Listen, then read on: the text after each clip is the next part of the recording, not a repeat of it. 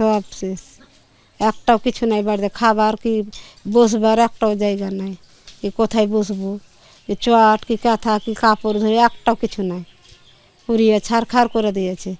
যেছে তো হেঁসা লাগাইছে গলাতে গোটাতে এগুলাতে বুঝে মেরে ফেলে দেবো, ভয়ে পালিয়ে গেছি সব ছেলেপিলা লিয়া। ঘর সব পুড়ে সব ছাড়খাড় হয়ে গেছে স্যার।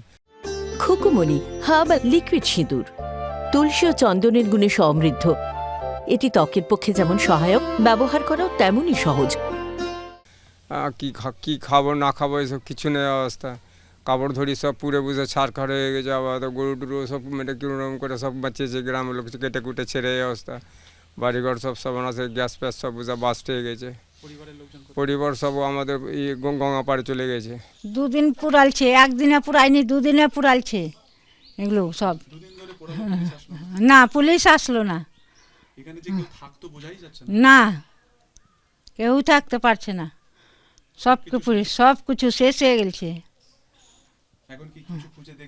না কিছুই নাই, খুঁজে কি দেখবো, কি আছে সে খুঁজে দেখবে, কিছুই তো নাই।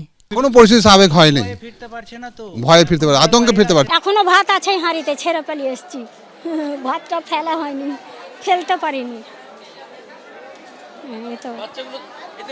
না না চলে এসেছি পার। বাচ্চা একটা 13 বছর 12 বছরকার, একটা 17 বছরকার, আর সব বড়, আর একটা 2.5 বছরকার।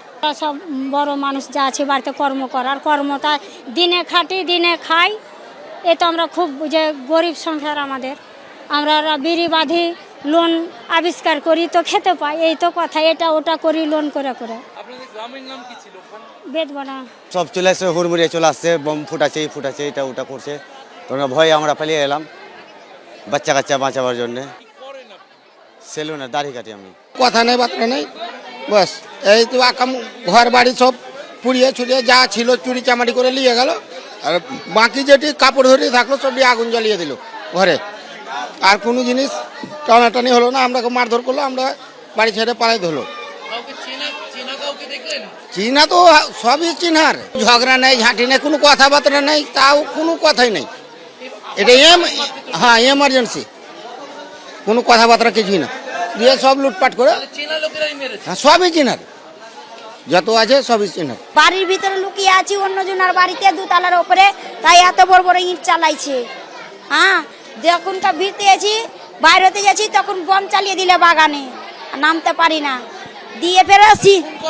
হ্যাঁ খুন করার চেষ্টা, দিয়ে ফের সবারই বাড়ি ভাঙচুর করলে, আর মমতার পুলিশ থাকতেও রক্ষা করতে পারেনি। না সব বাড়ির আশেকার পাশেকার বেশি দিন ছুট না, বেদবুনা, রানীপুর, বাঙালিপাড়া, তারপরে রায়গঞ্জ, অনেক ঘোষপাড়া, অনেক জনাকে হিন্দুকে মারপিট করেছে।